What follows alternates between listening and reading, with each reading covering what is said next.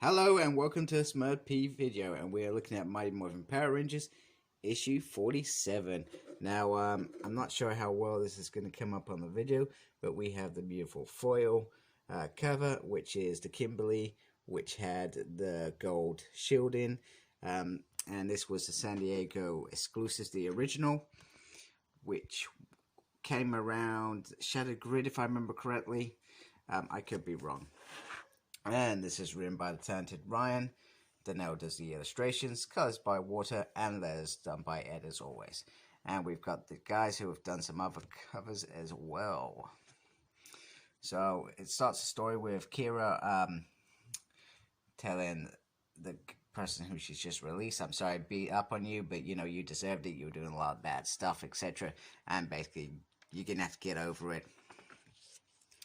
And I want your help. And he says, I don't just work for anyone, etc., etc. Maybe you should pick up Zed. And she says, I don't want chaos. I want to return order to the galaxy. It sounds like a Star Wars kind of theme there. Anyway, the planet she's basically told was the original home of the morphin monsters. So she feels there's more to it. How did all the people on this world ascend? And she wants him to find out. And are you interested? Because that's what he says. He says, I want something interesting. I'm not just going to do what everybody thinks that I'm going to do. So back on Earth, the Rangers are shocked, in a state of shock that what's going on. And they're shocked that their friends have been lying, that they just made up this peace conference and created a secret team of Rangers. It seems absolutely crazy, but they want to talk to Zordon alone, which is good timing because Goldar's attack on Earth is flagged up and the Rangers are tasked with going off. And we can see Kimberly especially is, because these two were best friends, is clearly peeved off with Trini for lying to her, which is understandable. And I mean, we learn more about that side of it, why they went off and go anyway. But, lying to your best friend's not cool. Anyway, it's morphin time, and Donnell does this beautiful, beautiful spread. Look at this. This is absolutely gorgeous. I love this stuff. We've got the whole morphin sequence. And then we've got the whole boom, they jump out of the colors. It's all cool. I love stuff like that.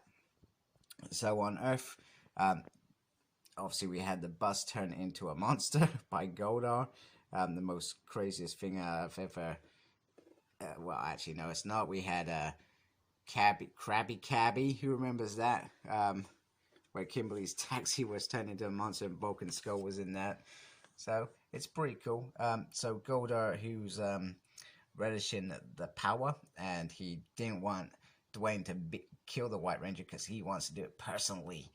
So there's some, in this book, I feel like there's some really beautiful moments between White Ranger and Goldar. If you remember in season 2, they had a lot of alone time, just having their own little fights on the ground and stuff, because I guess the Japanese footage that they were showing at the time had the normal Rangers in it, etc. Or maybe that's not even true. I'm just talking garbage there. But anyway, they had a lot of time there. I know season 2, they in those sequences, there are more American shots than Japanese shots because they no longer had the footage to play off. So, Trini's getting, and Zach are getting Zordon up to speed with what Kira's doing. And they explain their whole space and time continuum, the work that they're trying to do without telling him, because they don't want him to know the ins and outs, because it may destroy the world. And he says, you know what, you're still Rangers, and if she's off to destroy all these Rangers like she said, we're going to find a way to stop her. And we get this nice little moment where they've missed Zordon. He was their mentor. Anyway, 11 pops up saying that we found a level 7 spike, and if we've detected it, Kia's detected it too, and we've got to go and fight it. Zordon and 11 introduce each other, and he says it's a great honor to meet Zordon anyway. And sorry for his appearance because he's rebuilding his body right now.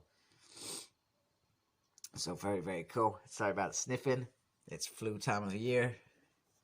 I've not got flu, but I've got a man cold, as you do. Meanwhile, these guys are cracking on with it, and this bit kind of really just openly says, Aisha, I know it happened in the show, but I was hoping for Yellow Ranger. I've got an idea. Or rather than just give away our personal identity so anybody hears it. So pretty much the idea is that they're going to go through there, but there's some teeth. So they get them out. Meanwhile, the Goldar and White Ranger fight is still going on. And basically Goldar saying, you're faster than I remember. And then Tommy says, yeah, I am. And I'm smarter too. Because he's not going to be caught up in this fight for long. And he says, Selby, you up for this? And then boom, they take out his staff. And then these monsters start blowing. And anyway, Goldar just says, I was only made to suffer. And it looks like they're about to fight. And Goldar just flies off. Which is cool. It's what you expect, wouldn't it? So, the other Ranger's about to go. And Kimberly says, you know what? Somebody needs to stay here and protect the Earth.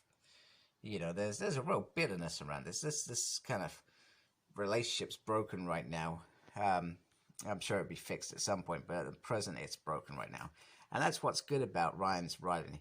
He looks at the relationships between characters, and he gives us something that we never had before.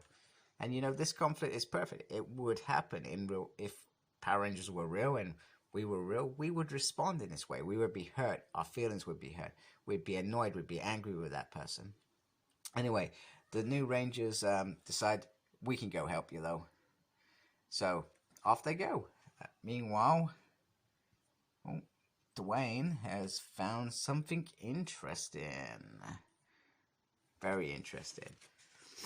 Kia is trying to get the rest of the people who have been put away to come join her. And some of them are not rebelling. They're saying, no, the embassy brought us here to protect us, protect our families. And you wearing his cloak like you're proud of what you've done is not very nice. And she says, no, we were abused, we were neglected, we were told we were dangerous, we were affected, and that's not us, and it wasn't our fault, and we're gonna break this cycle. So Jason, back on Earth, wakes up to old friends, which is quite nice. And Tommy looks a bit annoyed, and then he soon realizes, hey, you know what's going on, don't you? Because we're with you. And we wouldn't be with you if we didn't know. Meanwhile, in space, we get this nice moment between Trini and Aisha. In previous issues, Aisha has shown her vulnerable side, saying, she didn't feel like they were up to the task, etc. And she asks her, are we only temporary? And she says, if you're a Power Ranger, you deserve to be a Power Ranger. And anyway, Aisha comes back and pretty much says, well, you know what? You've lied to some of your oldest friends. You've lied to Zordon. You can easily lie to somebody who you barely know. So, you can still see that there's an uneasiness between the new Rangers as well. They're trying to find their way, and they don't want to give it up. They want to be Power Rangers and save the world, protect the world, and do what's necessary. So it's quite nice. Anyway, we're starting to head towards the final countdown of the thing, and then all of a sudden it triggers what's going on. So this planet, this nebula, there's no life, there's nothing here, no reason for a level 7 who doesn't have control of his powers. And then 11 triggers and says, oh my god, I know what this is. I've seen this signature before. It's a trap. And it's that guy, I can't remember his name, but he was he's like just been strapped there like a bomb. And then pretty much, we start seeing this whole kind of scene. Try to turn this around a bit. So you can kind of see that he is doing his whole thing, and we've seen him destroy ships with ease before in the early part of Necessarily Evil. So it's nice. It's a good end to this issue because we needed it to climb out. We're on issue 47. We're heading towards issue 50 with 3 issues to go, where Ryan's going to end this particular story arc. And then obviously here's I'm hoping Ryan's still on the story. I've not seen it. I know Go-Go's obviously finishing, but I hope Mighty Morphin Power Rangers is going to stay with a similar team, etc. And I'm sorry you can see my reflection in there anyway. I love the art. Danielle's art is pitch perfect for me. So 10. Character wise, development, I'm going to say that was definitely a 10. The characters are well written in here. There's conflict, there's friends reunited, there's uncertainties, there is real character development in the story. And the story as well, even though sometimes the story, it's a nice build up, and that's all it is. It's Ryan is brilliant at building up a story towards its climax, and that's the way you gotta take it. It's a journey. It's not something that's rushed, which is once again perfect. I'm gonna give that a 10. And the front cover, I've only got this cover. I've not got the main cover yet. I like the foils. I'll be honest with you. I like the zeros, the originals, better, and I hope that I'll get this original cover at some point because it's like watercolors and it's beautiful. But the foil ones, they're sometimes hard to see, so I'm going to give it a 7, even though the art is perfect on this. It's just the foil bit that throws me off sometimes. So like, comment, subscribe, follow me on Facebook. My page is SmurP. Follow me on Twitter at SmurP. No idea what I'm doing, but I'm there. And as always, embrace the geekiness. Take care. Goodbye.